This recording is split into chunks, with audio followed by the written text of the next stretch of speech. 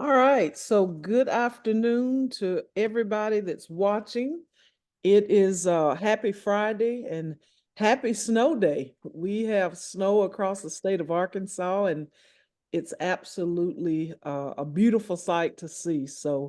But anyway, we're excited to be here for our noon webinar series. Today kicks off our series as we do this pretty much every Friday during the legislative session, just to talk about what's happening and what you can do to try to keep you involved and plugged in. And today, our guest is State Representative Andrew Collins, who is also the minority leader.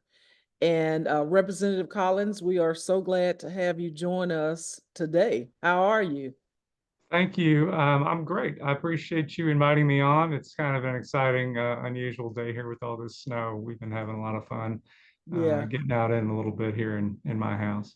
right. You have small kids, right? I do. I've got three kids from 10 on down to 5, and they're having a lot of fun. And this That's is the fun. perfect age for all this. I know. I'm my grandkids aren't with me this snow. So I'll miss all the fun, but it's still good. It's still Yeah. good. But anyway, my name is Kymara Seals. I am the policy director at the Arkansas Public Policy Panel. And my colleague Osiris Bali will not be joining us on today. He had a situation this morning, so we're wishing him well, but he'll be back with us probably next Friday. So anyway, we're going to get started, and so Representative Collins, we want to talk about the session. We know the legislative session starts on Monday, this coming Monday, at noon. I understand it's ceremonial activity. So tell us what happens at noon on Monday. So we are all going to convene in the House chamber and we'll elect a speaker formally. I think all expectation is that it'll be Brian Evans, who's Right. from Cabot. He's been the designated speaker, and sometimes drama happens around that, but I don't expect that this year. Mm-hmm. And then we will do a few substantive things. Committee chairs and vice chairs will be appointed that day, and that will be a big indicator of how things may go in some of these committees, depending on the orientation of the chair and vice chair.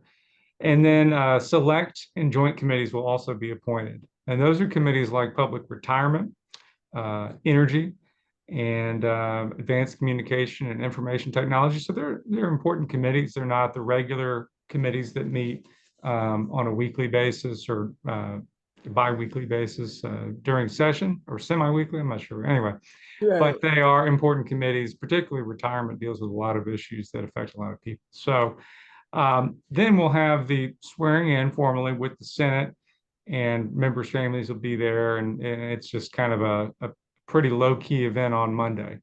Tuesday, we'll have the State of the State address by the governor, and she will address both the House and the Senate and lay out her agenda for the upcoming session.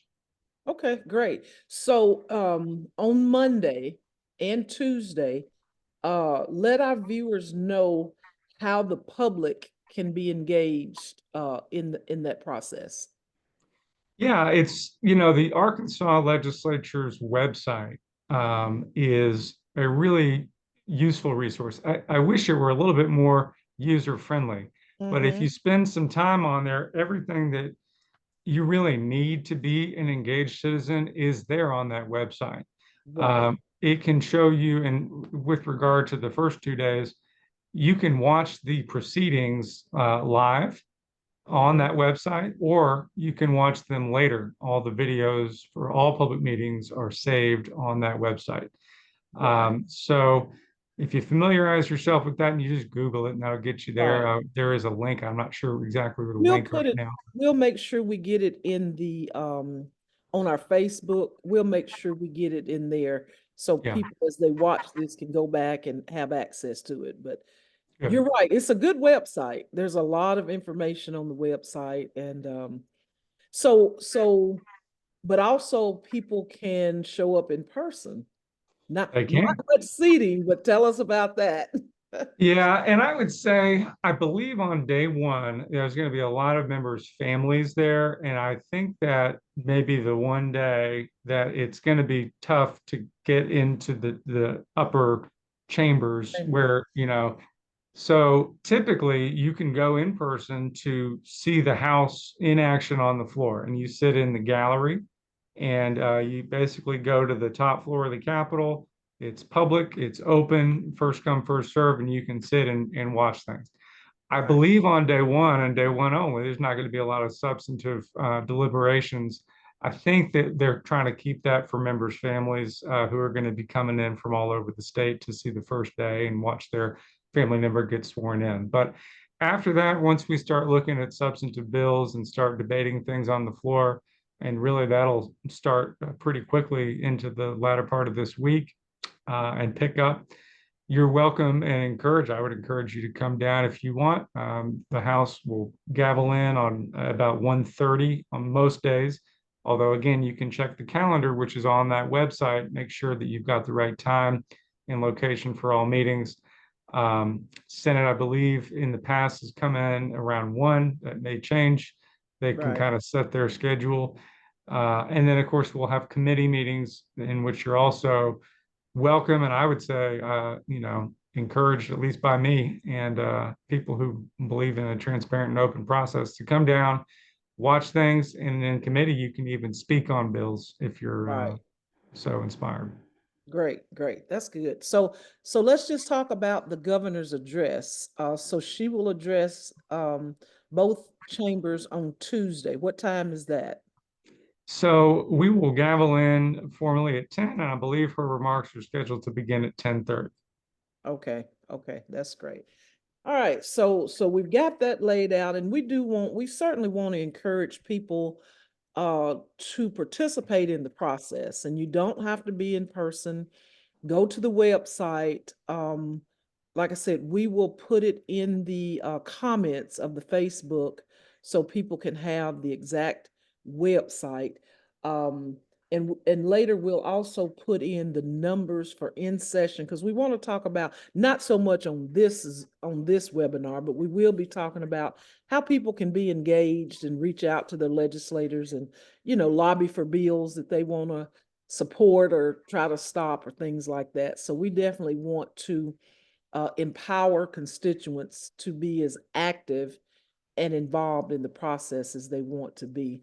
But let's talk now about some of your priorities. You know, I know you and I talked a couple of weeks ago and had a good conversation on some of the bills and things that you all were planning. So let's talk a little bit about your priorities. And I think one of the areas I want to start is maternal health.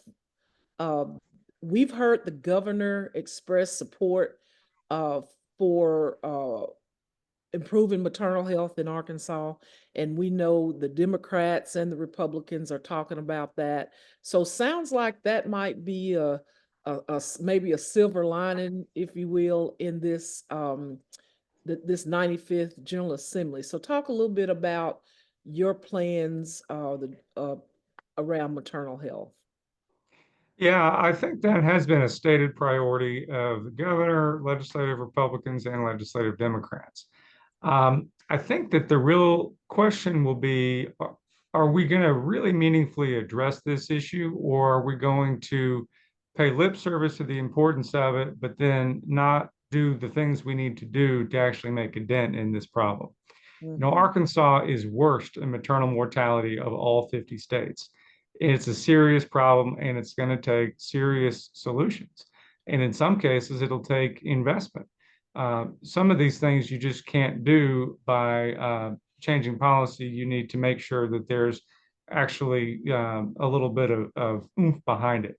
Right. And so, as Democrats, what we did is we laid out 4 priority areas that we decided as a caucus, House Democrats, we decided we'd push for. And one of those was maternal health. And so, we've proposed solutions that we believe will really move the needle in a positive way for mothers and families in the state.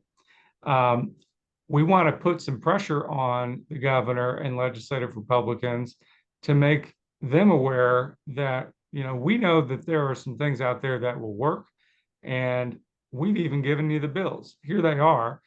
Y'all can vote for these bills, put these into action, and we can get these done and get ourselves out of worst in maternal health in the country. Or y'all cannot do that, and we'll see where things fall. And I'm concerned and just a little bit leery that we're not going to go far enough to really do what we need to do, because again, it will require investment and it'll require doing things a little bit differently from maybe some of the stated goals that they brought into the session. So we'll keep the pressure on. We'll keep pushing for our vision and our ideas, and we'll see if they're willing to embrace some of these ideas and move the needle in a meaningful way. That's great. And you say moving the needle in a meaningful way. We really don't want lip service. We don't want lip service, and we know it's going to be a challenge. And so I say to people who are listening now that if maternal health is one of your areas of interest, uh, let's get busy. Educate yourself on the bills, because there have been a couple of bills that were pre-filed. I know you pre-filed a bill. A Republican legislator pre-filed a bill, I believe. So there's information out there, and so we need people to advocate. We need people to say, this is what we want, and put the pressure on. And so hopefully those groups that are working on that will step forward and like I said, put the pressure on, and let's really make an impact, because it's sad that Arkansas is absolute last when it comes to maternal health. So yeah, we've got work to do. We've got work to do. So And it's a great moment to seize too, because everybody's saying they agree. So right, now's the right, time to make this big inroads, I think, and I really hope we can do that. right. Yeah, now this is the test. This is the Yeah. test to see how much we really care about maternal health in Arkansas. Okay, well, great. So what about public education? Let's talk about public education. Um, I know we're spending far too much money on vouchers. Yeah. We're spending a lot of money on prisons. So where are we? Where are we in this conversation around public education?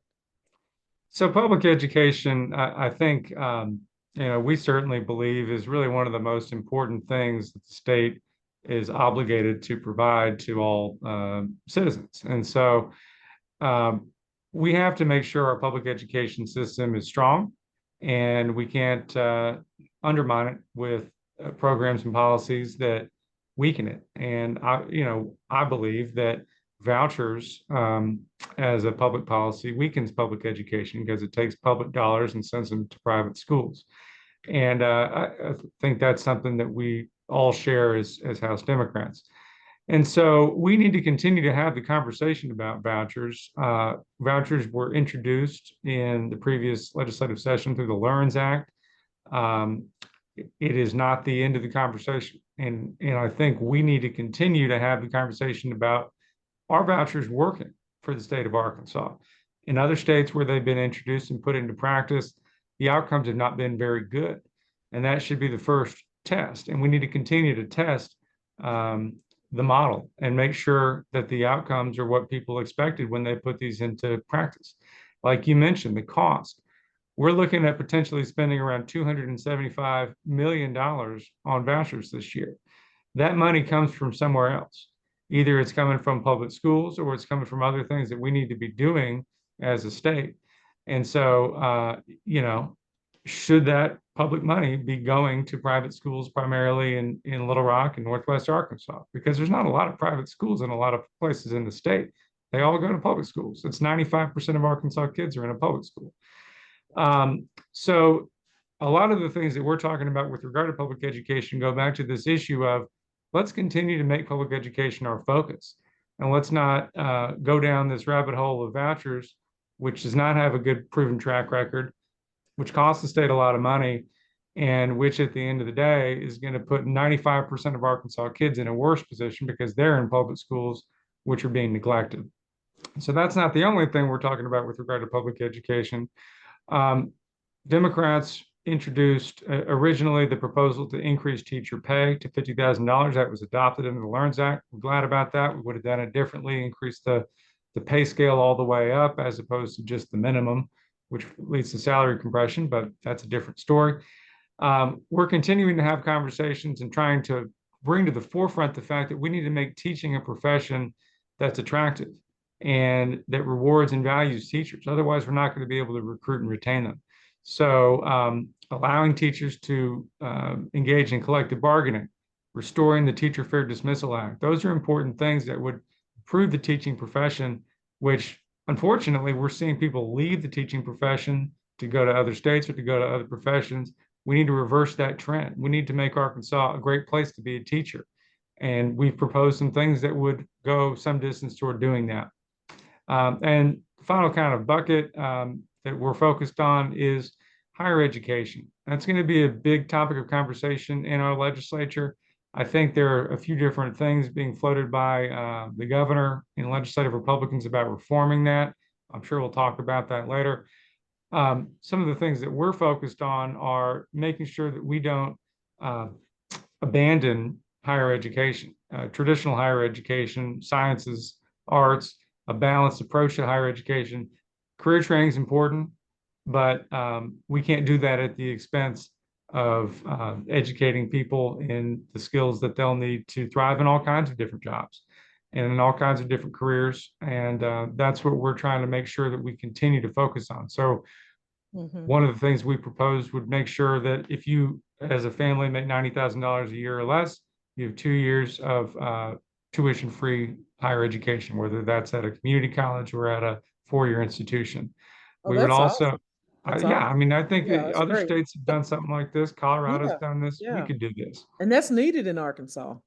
It is needed in Arkansas. Actually, we don't have a lot of higher education achievement in Arkansas relative to other states. And so we get left behind sometimes when it comes to the workforce questions of where are these companies going to locate, because they're looking for that educated workforce. So we need Right, to do better with that. And we also need to empower people to go and pursue whatever it is they want to do. And that shouldn't be right. limited by the fact that their family is of a lower income than some other family. That's And just we what we haven't, believe. right. And in Arkansas, I think you said this, we have not focused on higher education in Arkansas in decades, have we? Well, yeah, in a lot of ways, we have not. We've let the funding kind of drift, and in some cases decline. This past legislative budget, we have a reduction in funding for some higher education institutions because of the formula that we have developed and put in place. It's a productivity-based formula, and I think they're going to look at revisiting that. But yeah, I mean, we have to get real about it. If we don't put the money in and improve higher education by recruiting great teachers, by making sure facilities are up to par, we're going to get what we don't pay for. And Right. in a lot of cases, it's just not an attractive proposition. It also leads to tuition being unaffordable because if we're Mhm. not putting the money in on our end on the state side, that money has to come from somewhere, and it's going to come from Right. those families who can't really afford this high tuition. Exactly. Now, what about special education? You talked a little bit about um, some programs or funding for special education. Yeah, so that kind of ties in with what we talked about with regard to vouchers. So Okay. one of the arguments that's made sometimes for vouchers is that the student who receives special education needs to be able to get that special education delivered to them, needs to be high quality. And so voucher advocates will say, well, if the public schools can't do that, we need to allow someone to go to a private school that can meet that need. I think our response is we have been underfunding special education in our public schools, but that means we need to properly fund special education in our Right. public schools. And so I don't think we don't believe you just cut bait and say, oh, well, we didn't find the money for special education in public schools, so I guess go somewhere else. That's not good enough. Oh, that's our obligation. We have to educate all kids as they come. And so Mhm. we are underfunding special education. We have for many years in Arkansas. And what we propose to do is to change the way that we do it. So right now, special education funds go out based on the number of total students in the school, not the number of special education students. And so that's what we think needs to be changed. First, you need to increase that total funding so we meet the need. Second, you need to make sure that it's getting routed to the places where you have students with those needs. Because if you're sending that special education money to districts that don't have special education students, it's great for them. They get to spend it on whatever else they want, but it's not actually meeting that special education need.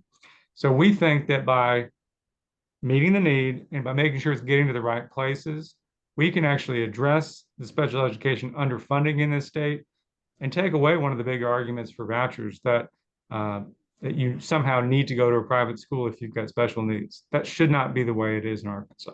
Right, absolutely, absolutely. And just another thought or comment, I guess, on the vouchers, and I don't have the statistics in front of me, so I'm not going to try to quote statistics, but the students or the families that are participating in the voucher program the majority were already in private schools. Yeah. So they're just using that voucher as a subsidy. And the percentage was very, very small of new families that were able to take advantage of the vouchers in private schools. Yeah, I mean, I've heard it called welfare for the wealthy, and I don't think Yeah, that's wrong. I mean, at this point, that's exactly what it is. yeah, that's what it is. That's And why I use the word subsidy. yeah, yeah, Yeah, it's true. yeah. It It's really is. It's crazy. crazy. And I think the other thing is the geographical disparity in where these private schools even exist. You know, we have a lot of private schools where I live in Little Rock, and I know they have a lot of Northwest Arkansas, but if you look at a map, does a county have a private school? Most of rural Arkansas is nothing. There Yeah, are no we don't private have, schools yeah, there. there aren't private schools in rural Arkansas. Yeah. So what are we doing really? And the other thing is, you know, I mean, there's so many issues that we could talk all day about this, but two Yeah. more things about the vouchers, the way that we've done it in the state. One, it can go to vendors and not just schools. So you may Yeah. have seen these reports about people using voucher money, state public money, for equestrian lessons up in Yeah, Northwest Arkansas, riding absolutely. horses. I We've seen mean, that. It's come crazy. on. It's It's absurd. It's it's just absurd. it's not how it should be. It's completely Yeah. wrong. And the other thing is it's it's for private schools, but it's also for home schools. And it can also go to what we call these pop-up or subprime private schools. And in fact, in other states that have done this, this has happened a lot. Someone gets a group of kids together and says, I've got a school now. It's a private school. I'm going to go get accreditation. But you don't have to be accredited to get the public money. You just have to be in the process of getting it. And so you can have this school, it continues for a little while, it doesn't deliver very good results, and then it closes. And then never, it's like it never existed. But you got a lot of state money in order to do whatever it was doing, education or not education, during the time that it operated. So Yeah. these are problems that we have not avoided in the way that we've drafted this legislation. And I think that we're going to see these problems crop up more and more as this experiment goes into full bloom. Right, right. So the last thing, because there's so much on public education, but just one more thing, that might have some bipartisan support are literacy coaches. Now, I know that was in the Learns Act in some form, and I know you all are supporting literacy coaches. So talk a little bit about those possibilities. Yeah, and I'd say also, just as a general matter, you know, the House Democrats, we put these ideas forward. We know that to get anything done, we do have to have support from Republicans because Right, that's just the numbers. I mean, in 100 people in the House, we're 19. right. So in order to get 50 plus one, we've got to get Republican support. And I hope that Republicans would support some of our bolder initiatives, and Mm-hmm. we certainly welcome it. We'd never turn away bipartisan cooperation. I'm also realistic about, you know, some of these are going to be a tough lift. But this is really one you mentioned about the literacy coaches that I think we should have some hopefully a chance to accomplish in a bipartisan way. Literacy coaches were one of the things about Learns that I think was actually a positive thing. And Mm-hmm. literacy coaches are sent to what they call the DNF schools, the low-rated schools. It's another story about these grades for schools that I have an objection to. But anyway, the idea was to make them available at DNF schools to help train teachers in addressing literacy issues in the schools. And it's a positive idea. I think that there are a couple issues with it. One, it was from ARPA money, the American Rescue Plan, which was one-time money. And so if we're going to continue this program, we've got to create an appropriation for it that goes on an ongoing basis. Right now, we're still on ARPA money. And so if we don't do anything, this program is going to end.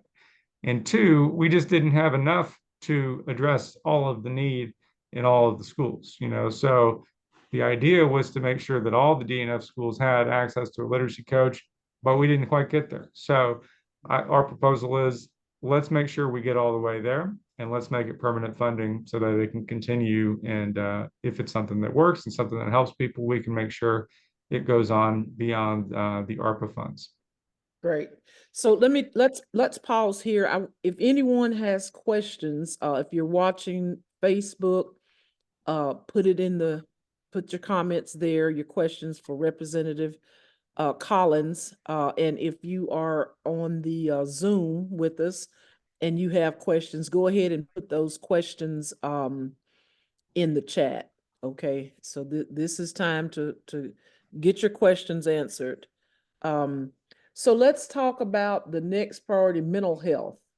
You all, which I'm really excited to hear about that being a priority. As a mental health advocate myself, I know there's a lot of work that needs to be done in the state of Arkansas around mental health. So talk to us a little bit about what you all's priority is and what you're looking to do during the session to accomplish some of your goals. Yeah, it's a really important issue. It kind of all of the big things that we think about as being challenges in our state, whether you talk about educational outcomes, crime and public safety, economic growth and stability, families, a lot of that comes back to mental health. Mm-hmm. And when we see challenges in these other areas, we have to be realistic that often there are mental health challenges unaddressed or underaddressed or inadequately addressed at the root of some of these struggles that we see.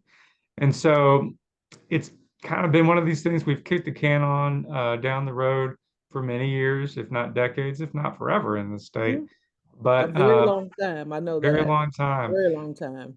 But like with many of these other things, it will take investment in some areas. Some things we could do now with minimal funding, but some things will require funding. Mm-hmm. And if we're serious about it, we'll make it a priority.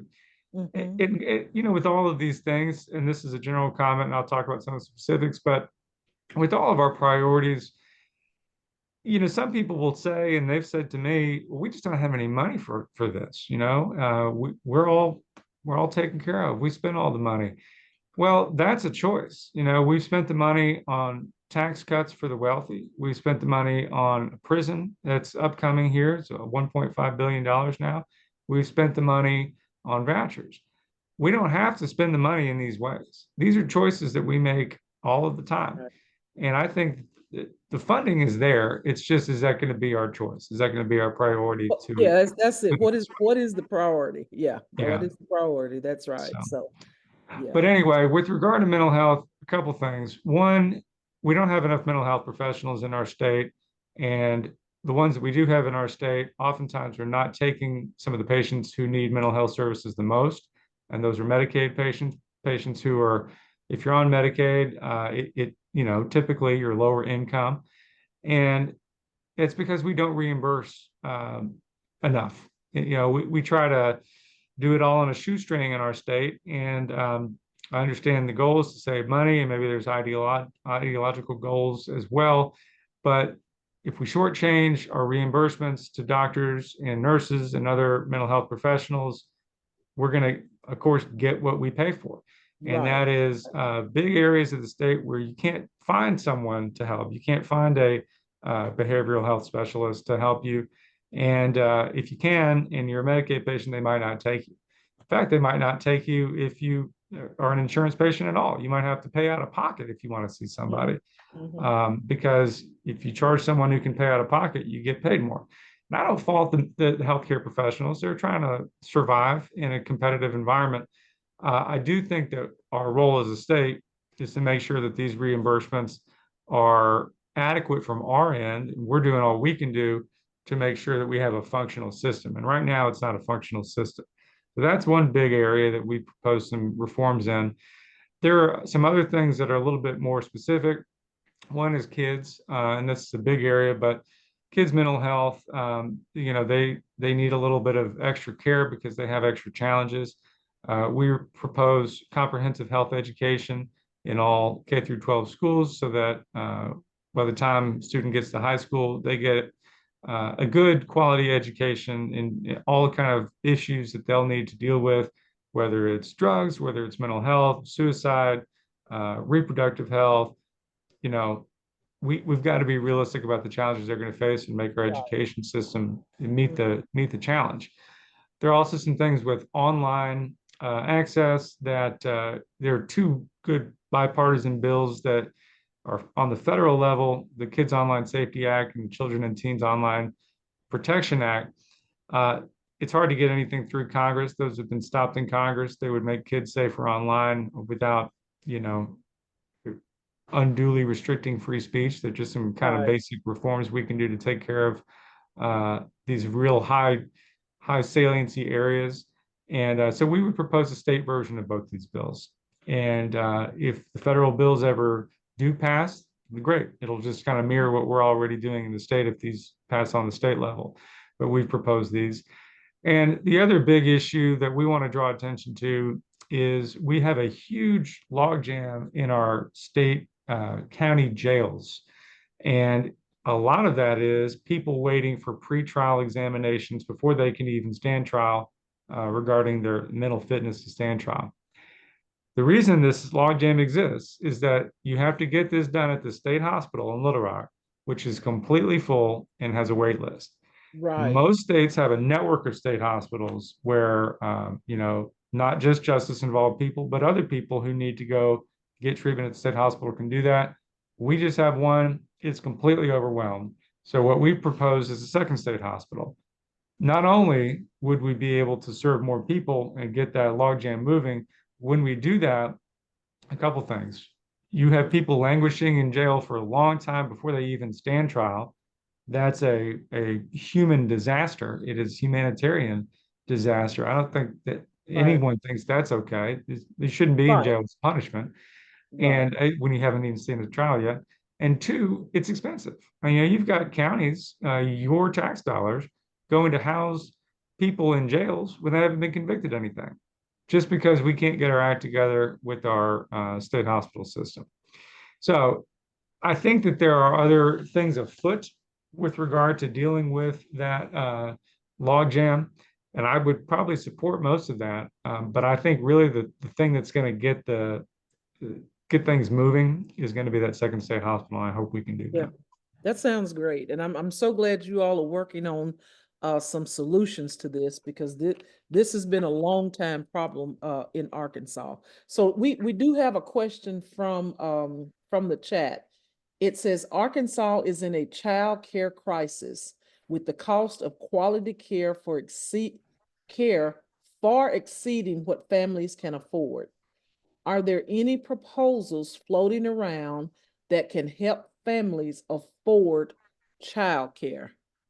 Great question. That's And a great yes, question. And I know my yeah, daughter is looking at it, I mean, childcare, and I just could not believe the cost of childcare weekly. It is off the chart. So, yeah. No, it's a really important issue. And so, yes, so we propose as part of our, under the headline of maternal health, we propose something that would kind of indirectly get at this issue. So, another state that we modeled this after was Kansas. They did something where if a company helps someone get childcare or develops their own childcare or in some other way facilitates it, they get a tax credit back. And so the idea is we've got a system right now in our state that really is built around employers. And so if we incentivize employers to offer childcare or make childcare something their employees can get, they've got a little bit more scale rather than just going at the individual level. Um, because, if you're just an individual out there, it won't help you as much as if the employer gets a large number of people out there to get childcare. So I actually think this is one of these where, and I don't, we'll see how it goes, but I've been approached by various other groups after we filed that bill. There is a lot of interest. I think that some of the things that we propose might be adopted in some other legislation. I would actually have a pretty good expectation that we'll get something done on the child care front this session.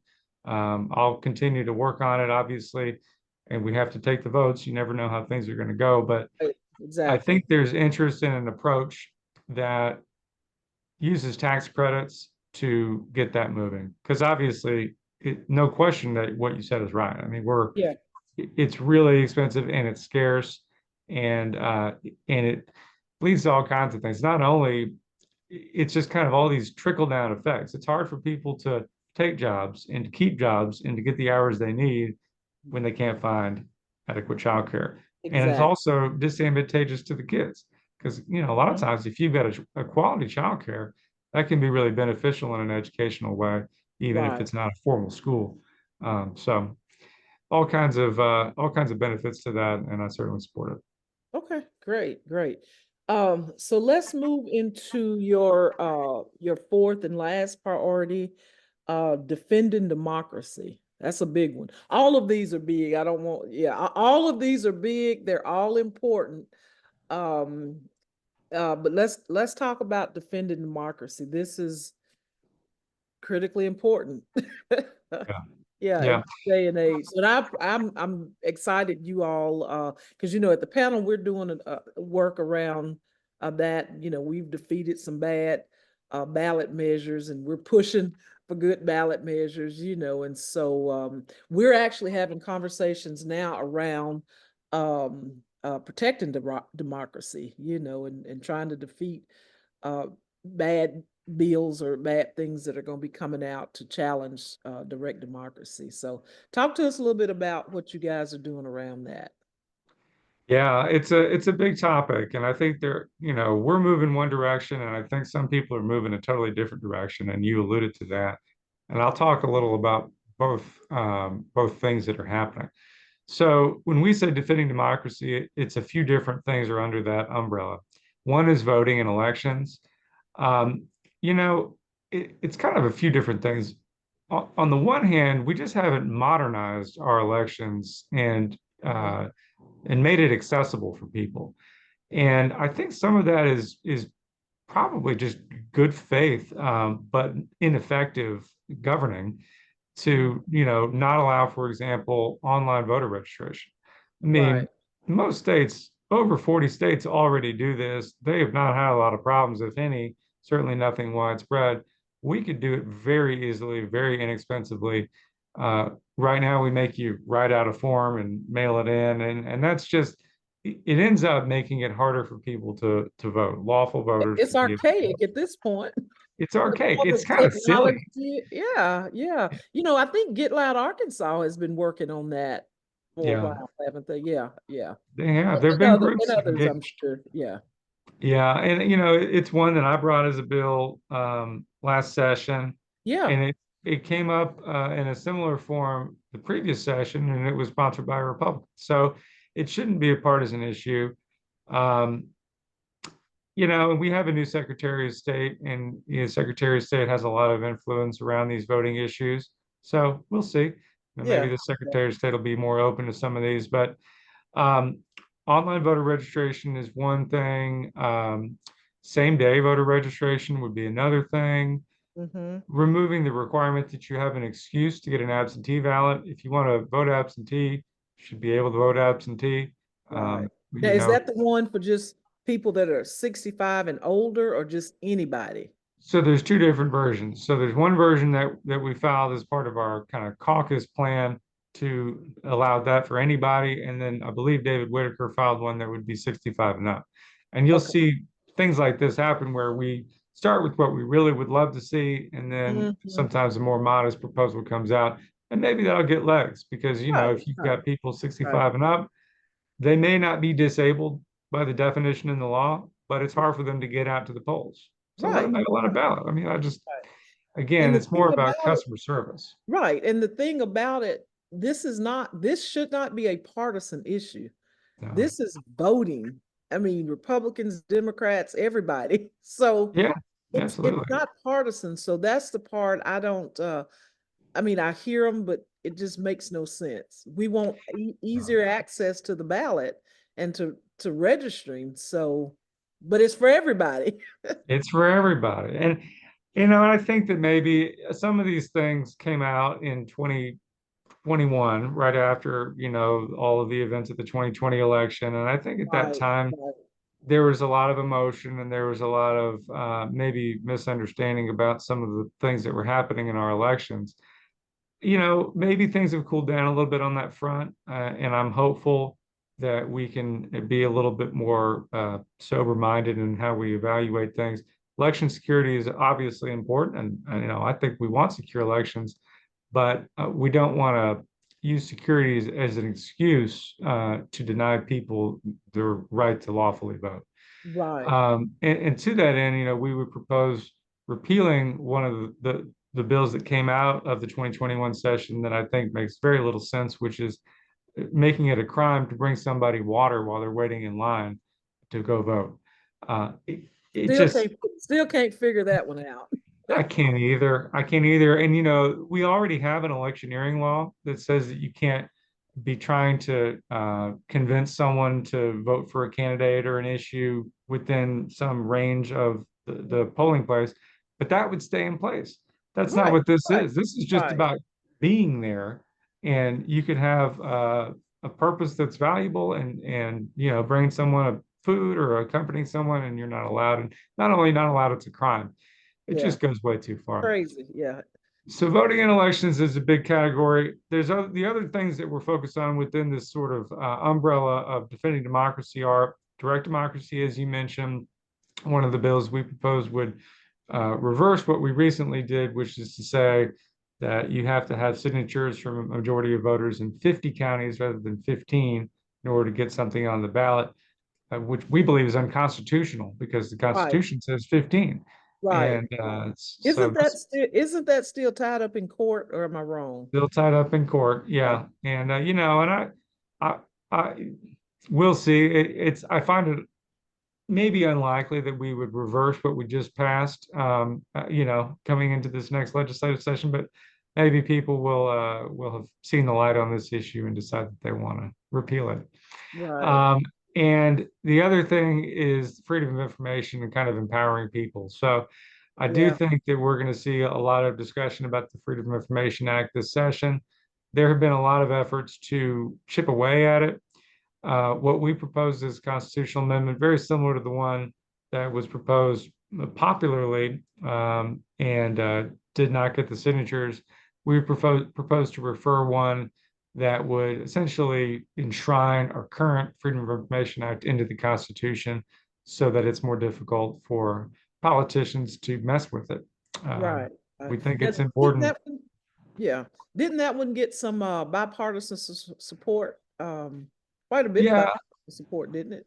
it did. It did. And, we had this special session a little while ago, and it was called for That's what it purpose of chipping was. away at the Freedom of Information Act. Right. And, it was interesting because Democrats, for the most part, were against the erosion of the FOIA. And then there was a group of I don't know what you might call them, but I think they would consider themselves to be extremely conservative or even right wing legislators on the right, Republicans who also were, not into these changes, believed that it would be an unreasonable threat to government transparency and accountability. And we Mm-hmm. found common cause on that. And so I hope that coalition can continue to both resist erosion and maybe do something positive with regard to making it harder to change it in the future. Because, Mhm. if we lose transparency, a lot of other things follow pretty quickly from that as far as our democracy. Right, right. It's going to be hard to maintain much of a democracy if Yeah. people don't know what's going on in their government. And we will fight. We will definitely be, our Kansans will be fighting for that because we need Yeah, transparency. Because, we don't trust government.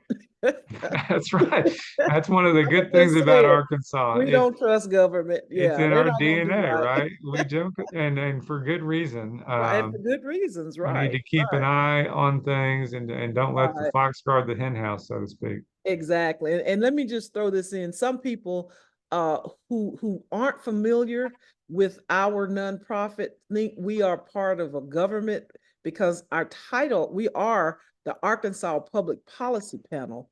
But for those who are watching who don't know us and our work, we are a 501c3 nonpartisan. So we are not government funded, we're not government anything. So uh, we're the Once we watch watchdog. you in action, it's obvious. It's obvious, yeah. It's really Yeah. obvious, but Uh, every now and then you get people who don't know us who think yeah. that. So no, Yeah. we're the watchdogs. That's right. That's right. Yeah, well, this has been great. I don't see any more questions. But Representative Collins, we thank you so much for taking time today to be here with us. And for our listeners, we'll be, like I said, we plan to do this every Friday throughout the duration of the legislative session. We do have a group lined up, one of our priority groups for next Friday and at noon. So again, thank you so much. Is there anything else you want to share with us that because I know we kind of went through the 4 priorities of the caucus. Is there anything else you just want to share with us about the session overall? Well, sure. I think that there are going to be a lot of things that are not in our priority. I mean, obviously, we hope that our priorities will be at the top of the heap and all get passed. But there are going Mm, to be a lot of things that we don't necessarily like, and that we're going to see come down the pike, and some of y'all may not like either. So right, please right. keep in contact with the panel and keep in Yeah. contact with awareness of the news. And when you see something that you've got questions about, or you don't like, or you do like, don't hesitate to reach out to us as legislators. Our phone numbers, our email addresses are out there publicly. Mhm. You're welcome to email is probably best for me. You're welcome to email me anytime. You're welcome to call or text too, although it's a little harder for me to keep track of it. But I do love to hear from you. And not only on the big bills, on the things that everyone's talking about, but if you happen to pick up on something that may be under the radar, let us know. And sometimes that can actually change the trajectory of things. And if it's a bad bill that people didn't realize was bad, we can Mhm. stop that. So y'all as watchdogs is very important. And we just love to hear from you and need to hear from you. Great, great. Yeah, we are encouraging our membership and our leaders and everyone to pay attention and be involved, to be involved, to advocate. And we've done a couple of trainings on advocacy with our membership. And so we will, and we're going to, like I said, in the Facebook, we will make on the Facebook page, we'll make sure in the comments we put the numbers because we do provide you all's in session numbers for the House and for the Senate. So constituents can leave messages. But yeah, emails, we do the legislative directory and uh, we hope to have that together by the end of January because we are waiting on chairs, House committee chairs. We're waiting on that, and just all the things you all do. So, but we will be looking to have one of the Republican members of the House on soon. If we are looking for that, we're working on that. So we want to hear from everybody. We want to hear from everybody. Like I said, we're not going to agree with everything, but we are nonpartisan and we work with people who support our values and our goals. So again, thank you so much, Representative Collins, who is the minority leader. Do we have a minority whip? I've been trying to find that out. Do we We have? do. Yeah, Denise Garner is the minority Oh, whip in Denise the House. Garner. Okay, Yeah. okay, And then in okay. the Senate, it's Greg Leding is the leader and Fred Love is the whip. Yeah, I knew that on the Senate. I just didn't know on the House. So Yeah. okay, okay, great, great, great, great. Well, that's good. I'll reach out. I'm gonna reach out to them as well, and just to say hello. So we are looking forward to a session. We know we're gonna be playing a lot of defense. We know there's gonna be a lot of bad stuff. We're not trying to sugarcoat that. There's gonna be a lot of bad stuff, and we're gonna be playing defense on that, and we're gonna need constituents to be engaged. If you can't be there, you can watch online and things like that. So we're going to try to make the best of it. Maybe some mean spirited stuff happening, but we're gonna do what we do. We're gonna do what we do. So again, thank you so much, Representative Collins, for being with us, and we will stay in touch. Sounds great. All Thank right. you. Thank you. And thank you everyone for tuning in. Share the Facebook Live with people who are interested and want to stay involved, engaged, and in the mix. And because Representative Collins shared some very good information today. So you all have a happy weekend and stay safe in the snow and have fun with your families. All right. Take care. All right. Bye.